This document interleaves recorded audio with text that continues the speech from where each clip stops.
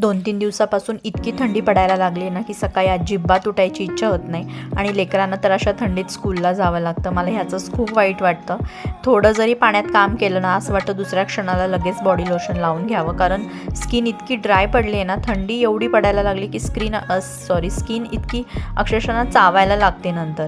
मग म्हटलं थोडंसं उन्हातच थांबायला पाहिजे, कारण कितीही बॉडी लोशन लावलं ना तरी दुसऱ्या क्षणाला आपण पाण्यात काम करतो आणि मग ते बॉडी लोशन निघून जातं.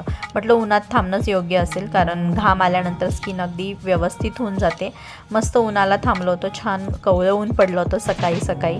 त्यानंतर वरती येऊन मला गेस्ट रूम आवरायचं होतं. ह्या गेस्ट रूमची एक खासियत आहे, कितीही पसारा आवरला तरी हे बेडरूम काही व्यवस्थित मला दिसत नाही. मम्मी पप्पा येणार होते, मग ब्लँकेट्स वगैरे त्याला ऊन दाखवून घेतलं, कारण त्यांच्यासाठी मला गेस्ट रूम रेडी करायचा होता. ते केल्यानंतर खाली आले, भेंडी कट केली, भेंडी भाजीला फोडणी मारली, एक साईडला चपात्या करून घेतल्या आणि चपात्या करून म्हटलं थोडा वेळ टी व्ही बघावा, कारण मग कायरव आल्यानंतर त्याचं चालू होऊन जातं यूट्यूब. मग मला बघायला भेटत नाही, जेव्हा तो नसतो स्कूलमध्ये असतो तेव्हाच मी बघून घेते टी व्ही, जो पाहिजे ते बघून घेत असते. तोपर्यंत कायरवही आला होता. जेवायला तर भेंडीची भाजी चपाती होतीच, पण मग थंडीच्या दिवसांमध्ये काहीतरी चमचमीत पण खाण्याची इच्छा होऊन जाते, वेगळं काहीतरी खाण्याची इच्छा होऊन जाते. मग म्हटलं ऑमलेट करावं, तर कांद्याचं ऑमलेट बनवलं होतं लाल तिखट वगैरे टाकून.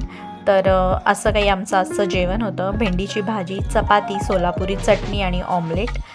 मस्तपैकी जेवण केलं. बाकीचं सगळं काम आवरलं, भांडी वगैरे धुतली, किचन स्वच्छ केलं